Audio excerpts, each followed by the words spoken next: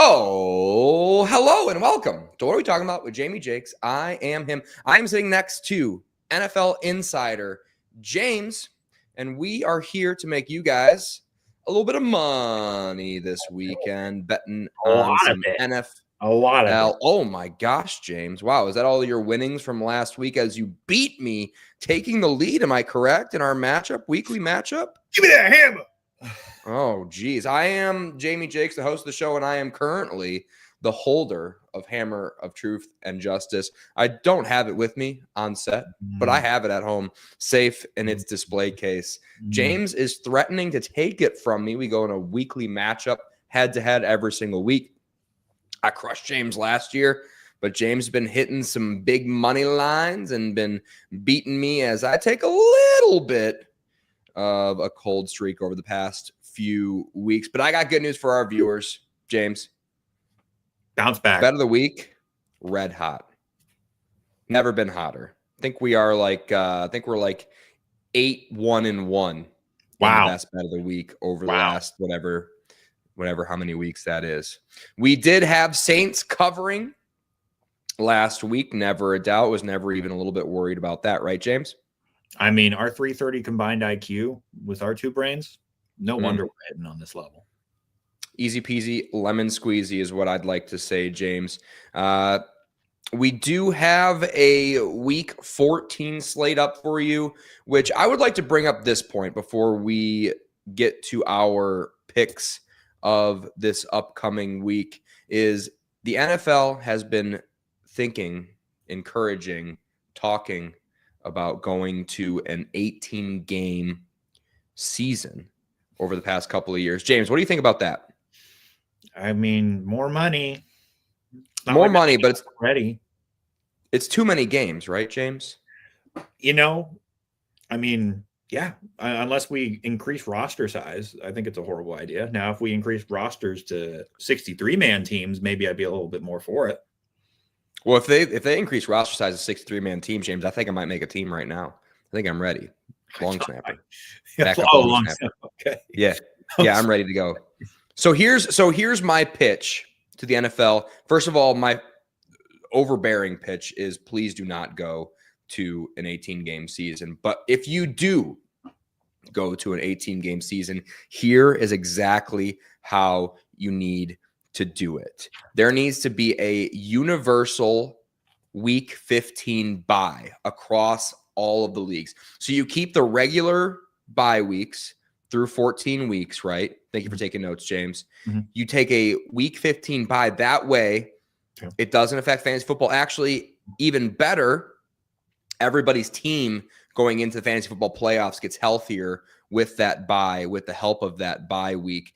And it will limit the fatigue of, I would say, maybe some, what would you call it, burnout on the NFL this late in the season. I think a lot of fans, I think a lot of definitely players and broadcasters would tell you that, yeah, we do get a little bit burnt out this late season lull where we're not close to the playoffs, but we're not far enough away from the next season. You know what I'm saying? So that would be my take on a 18-game, 20-week season if they do it. Week 15 universal bye. That way you don't have to worry about bye weeks for your fantasy football teams for 2 games a season. You only have 1 game a season, just like it used to be.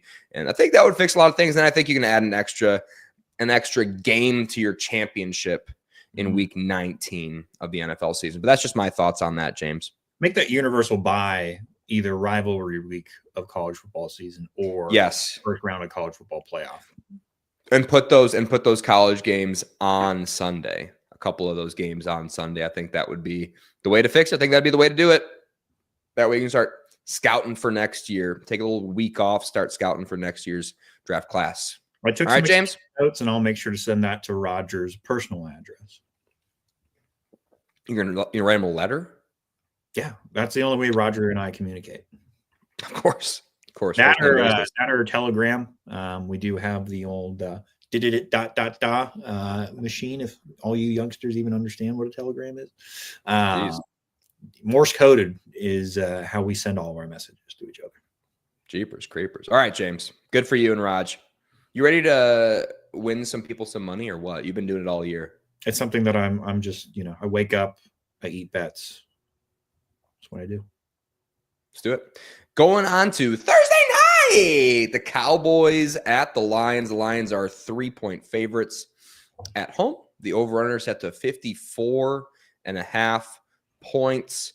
I've got, I've got some notes on this one for you. We had some discussion about Jared Goff and this offensive line last week. I dug down deep and kind of got to the bottom of what's going on to prove to you that Jared Goff stinks. But before we get there, go ahead, James. Give us your bet on the Cowboys Lions.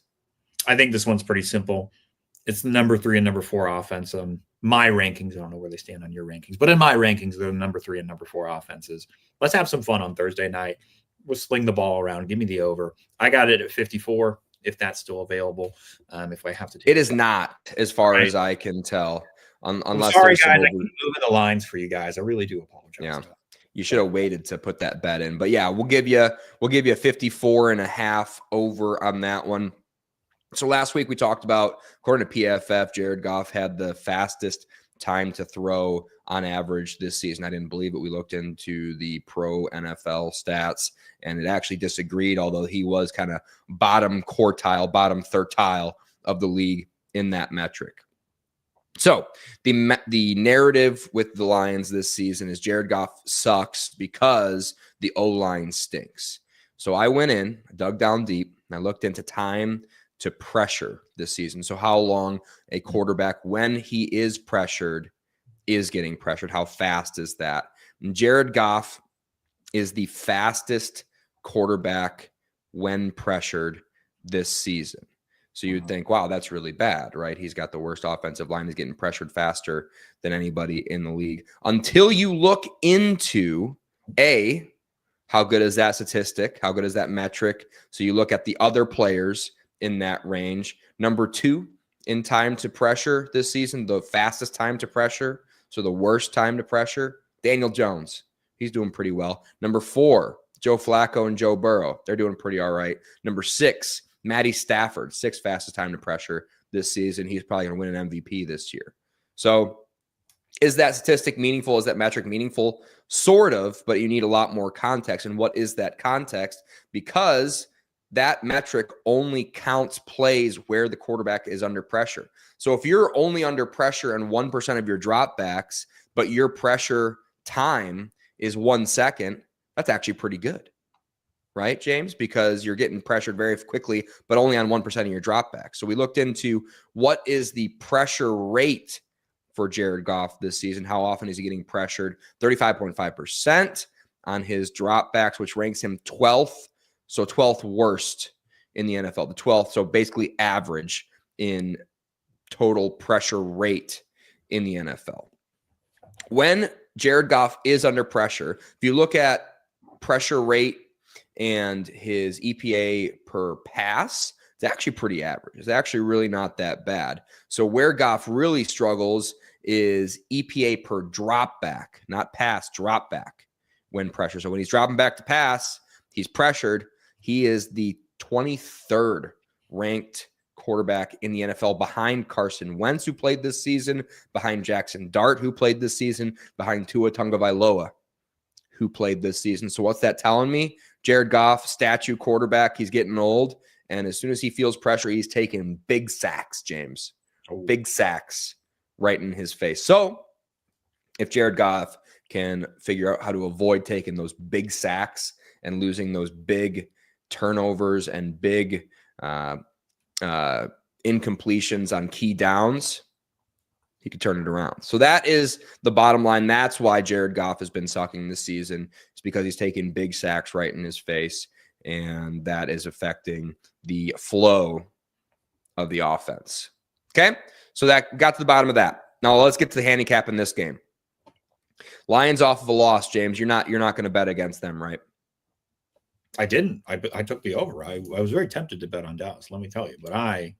But you can't, right? Because the Lions off the loss, they're really, really good, especially in close spreads. Big spreads, they cover pretty well, but closer spreads, like we got here, 3-point favorites, you like it. You like what you see So you want to bet on the Cowboys the way the Lions are playing, the way the Cowboys been playing, but you can't really bet against Jared Goff, Dan Campbell, Motor City Dan Campbell, and these Lions coming off of a loss, especially on Thanksgiving.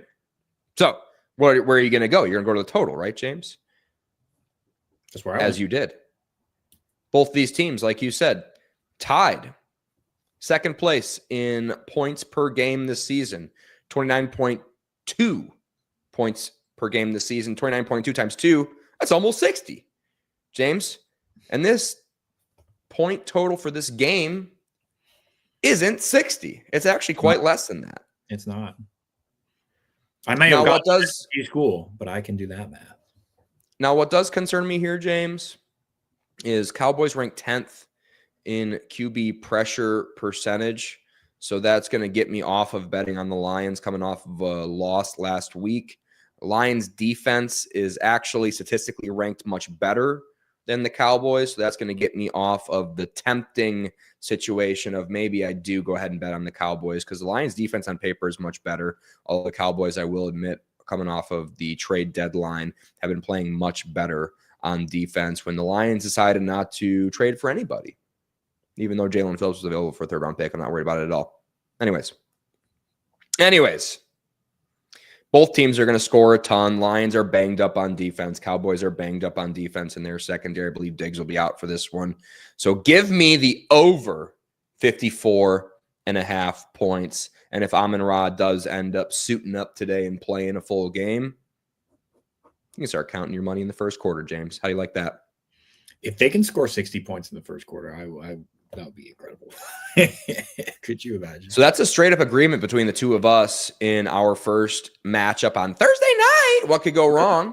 Put a little star on my notebook next to the game just so we can remember which ones we agree on. Look at that. Put a big star on that notebook, James. All right. A big one. Oh, now it just looks like a pentagram. Oh, that's not good. Uh-oh. That's a bad sign. Okay. Anyways, moving on to our next game of the week. Steelers at the Baltimore Ravens, an AFC North showdown. The Ravens are 5.5 or 6 point favorites at home. Cold weather, clear skies here in Baltimore. What do you got on this one, James? Yeah, this one was very fascinating. I immediately saw the line and I went, why? And then I dug into the numbers and I went, why?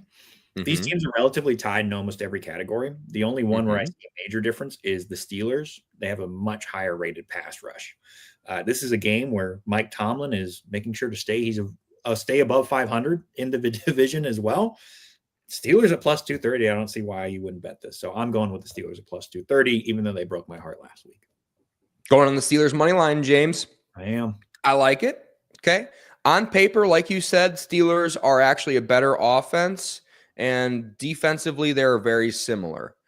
And now you could, of course, say, well, Lamar Jackson's been injured in and out of the lineup all season, so they're apt to play better when Lamar Jackson is behind the center or under the center. But let's have a conversation about Lamar Jackson this season, James. EPA per dropback, Lamar Jackson ranks 23rd in the NFL, which is terrible because that's per dropback, which skews it favors a mobile quarterback because that's not EPA per pass, that's EPA per dropback. So that includes the scrambles.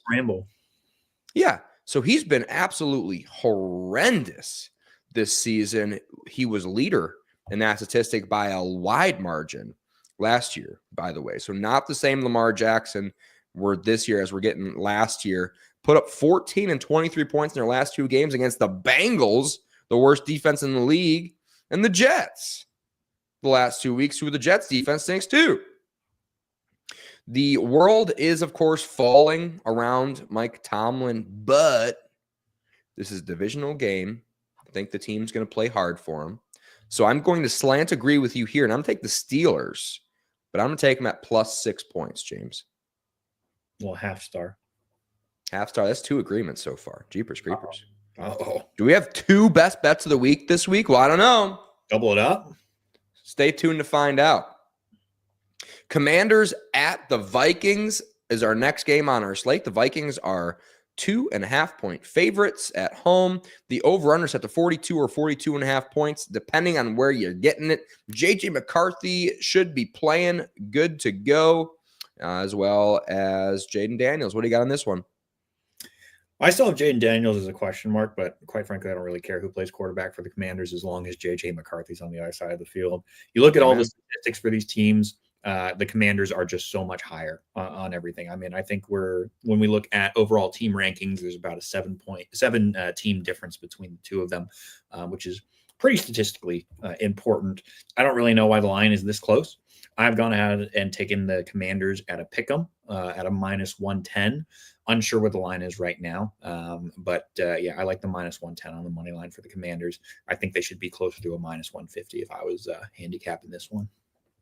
All righty, James, taking the Commanders in this one. I liked what you had to say about comparing these two teams statistically and whatnot. But like you said, this is JJ McCarthy who's playing, and JJ McCarthy stinks at football. Jaden Daniels is playing in this game, and he's much less bad at football when compared to JJ McCarthy. So you're getting a better quarterback, getting points. I get it. The Vikings defense is decent, but they're not elite this year by any metrics. So I'm going to agree with you again here, sort of. So give me the Commanders at +2.5. That's 3 agreements, 3 out of 3. Do we just say every single game on this slate is best bet of the week? All of them? This is the best slate of the year. This is what could go wrong. Yeah, week 14 when the sports books really have all of their shit locked down, and we're just like, well, I hope we can edge out a winning week. And now look at us. Now we're on the top of the world, probably going to hit every single. We also have a much larger statistical category to look at. So, I mean, if anything, it's advantage us. And our brains can add context to those statistics. So that's good news for us. Good news for you. Next game on the slate is Sunday night. The Texans at the Chiefs. The Chiefs are 3 or 3.5-point favorites at home, depending on where you get that line. The over-under set to 41.5 or 42 points. Cold weather, clear skies for this one in Kansas City. What do you got? Statistically, once again, we've got teams who are very, very similar. I think that there's something going on in KC. I'm hearing some rumblings of a little bit of a locker room conundrum, a little bit of a locker room spat perhaps going on. You don't say? Some people, not me, but some people are questioning if there's something wrong with Patrick Mahomes in the deep ball. He has still not thrown a deep ball in man coverage to any of his routes. And let's not forget, he has probably one of the best one of the best deep route receivers in the league with Hollywood Brown, and still not getting him the ball. What's going on there? I've got some question marks for my rumblings, and all of that combined with teams who are very statistically similar. You know me, it's a plus money line. I'm taking the Texans at +170.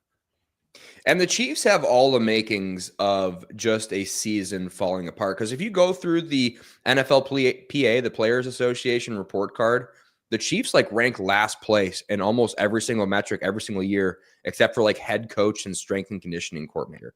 They treat their families like shit. Their facilities are shit. The ownership is shit. Everything about this Chiefs organization is shit, except for the fact they got Andy Reid and Patrick Mahomes. And you're right. Patty Mahomes hasn't hit a deep receiver all season. He sucks. He's horrible. He's got the fastest receivers running down there. Hollywood Brown, you mentioned. You even mentioned Xavier Worthy, who Taylor Swift was very excited when the Chiefs drafted him. If you remember correctly, rightfully so. I was too. Me and Taylor texting each other about it. All right? Chiefs are dead. They stink. Refs are no longer cheating on behalf of the Chiefs because you can only cheat and cheat and cheat so long until it's time to pay the piper. They're paying the piper this season. They are having a all-time collapse here in front of our eyes, and it's beautiful to see. The Texans, I would say, have the best unit in the NFL, and that unit that I'm talking about is that D. James, they got a great D. Best unit in the NFL when you compare it to the rest of the units. Defense pretty good too. Secondary, pretty all right. The Chiefs have one of the best offenses, but there's not really any dominant offense this year. Everybody's kind of just above average, but there are some dominant Ds. There's the Browns D, and then the Texans D, which is even bigger and better than the Browns D. And if you ask NFL or not NFL Insider, if you ask film demon Ryan Perrio about the Houston Texans fan said if they just tackled with proper technique and fundamentals, they'd be even better. They're out there trying to take heads off. That literally was the one question mark I had because they rank in the very bottom half of tackling this year. They rank 20th in tackling. They don't. That's so crazy that they're so dominant on defense and they can't tackle. It's hilarious to watch. And Ryan Perrio will, especially when we have like another game going on that we're paying attention to, Ryan Perrio will be like, didn't wrap up again. Still, despite them sucking at tackling, still the best defense, the best unit in the league. Chiefs defense, by the way, is total ass. Jaden Higgins been coming on, which you love to see. So I think the Texans offense is average, going to become better to good to maybe great. And the Chiefs offense, even though they're good, they're going to get shut down by this Texans D. So give me the Texans and give me them at plus 3.5, James. Woo! Wow. Podcast record already. Really happy. We've been agreeing way too much. What'd you say, James? Said I'm really happy I'm betting money lines this week. Well, I am too, because that's going to be the only reason I beat you. Eagles at the Chargers. The Chargers are 2.5 or 3-point underdogs at home. We're going to bet the same thing on this one too. I already know. The over-under is set to 40.5 and 41.5, depending on where you get it. It's Monday night in LA. James, what do you got on this one? Well, we look at the Eagles' most recent games. 15 points against the Bears, 21 points against the Cowboys, 16 points against the Lions. We look at the Chargers games, and they've scored a little bit more points, but they're against bad teams. 27 points against the Titans. That's it. 25 against the Steelers, 6 against the Jaguars, 31 against the Chargers. I don't see how these teams score 40 points, and I know that is a crazy over-under. Both these teams are pretty run-heavy. Philadelphia has definitely been run-heavy if you paid any attention to the A.J. Brown saga. And at this point, I don't see either team changing that much. I think both these defenses are pretty good as well. I think this is going to be one of those games that might set the record for shortest time of actual game time because of the amount of time they'll be running the ball and how long these drives are going to be from each team. I am taking the under 40.5, and I cannot believe I'm saying that, but I am. I'm taking the under of 40.5 between these two teams.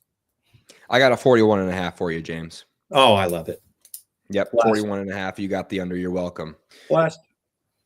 I got on this one, James. I actually don't disagree, but I don't agree with you on where I'm heading with this one. The way I see it, Spider-Man meme, Spider-Man game. Pointing at each other. They're the same team. Offensively, defensively, season long, up the recent games as well. They're Spider-Man meme. Both teams have a good defense, and both teams have an extremely average offense. For these teams to have as many wins as they do at this part of the season, I would call them fraudulent. I think people still believe in the Eagles maybe a little bit. I don't think anybody believes in the Chargers. Just go ahead and ask any Chargers fan. They're like, I don't know how we've won so many games with this shitty team and these banged up offensive linemen. So for that reason, I'm going to take the home underdog and take the Chargers plus 3 points. So now we have a lot to pick from, James, for our best bet of the week. Dallas only 100% same number. They'll take an over 54.5. The other 3 games are slight agreements with money lines switched to spreads on your end, of course. So I'm a little bit worried about the Steelers and that potentially Mike Tomlin just, whatever. I am worried that the Vikings defense shuts down the Commanders offense and makes me look silly. I'm worried that the Chiefs at home are going to find a way to beat the Texans by a margin. By the way, the Commanders. You know what I'm not at all worried about, James? I'm giving myself plus 110, Jamie. I'm marking it down. Okay. On which game? Commanders. The Commanders are available at plus 110 now. Grab it. Congratulations. You know what I'm not worried about? What are you not worried about? I'm not worried about the Lions defense shutting anybody down at this point of the season, especially the Cowboys. And I'm not worried about the Cowboys defense shutting down anybody this season, especially the Lions offense, even if they don't have Amon-Ra St. Brown or Zane Zylstra or Brock Wright Or Quentin Williams. Right. So for that reason, best bet of the week is going to be on Thursday night, which is tonight. Right. The day that we're recording. If you're watching it after the day that we're recording, you guys can see how smart we are. So sorry that you missed it. But we're going to take the over 54.5 points as our best bet of the week. And by the way, this game will be streamed live on this YouTube channel. I've got, who do I've got on the casting couch tonight? I got myself on the casting couch tonight. I've got our tribal chef, Chef Raiden, on the casting couch tonight. I've got Lions fan Jake Rabbit on the casting couch tonight. And I've got Cowboys fan Reese Jeffries, local comedian here in Dallas, or as I'm going to call him tonight, Jeff, just to disrespect him. My name's Jeff. James, your name's not Jeff. No. Thanks for joining us today. I think we're going to win. I think we're both going to go probably 5-0 this week, James, and you're going to hit a bunch of plus money bets, and that's going to be bad news for me. But I got to stick to what I believe in, and I believe in not betting on money lines. I was looking into, James, I was looking a little bit into these poly markets and how you can bet on the games there. They don't currently, as far as I can tell, post spreads for these games, as far as I can tell, but they do post like money line bets. So they seem to take a little bit less of a vig compared to a lot of these sports books. So that's something to look into. If you are truly shopping your lines, go ahead and check out the poly market, the Kalshi or whatever. Yeah, somebody now may has or may not have won quite a lot of money on the recent coaching carousel. Yeah, that's and it's like what we always say. You don't always want to bet. It's way easier to bet against other dumbasses on the internet versus betting against professional sports book. Here's a weird number NFL of one. creators. I'll give this one out to the viewers for free. They had next coach to be fired, and Pete Carroll was the second favorite. And I don't see how that happens in year one of Pete Carroll's tenure. Yeah, I don't think Pete Carroll gets fired until after the season. I don't have him on the hot seat, and all he has to be is the next coach that's not fired. So that's not fired.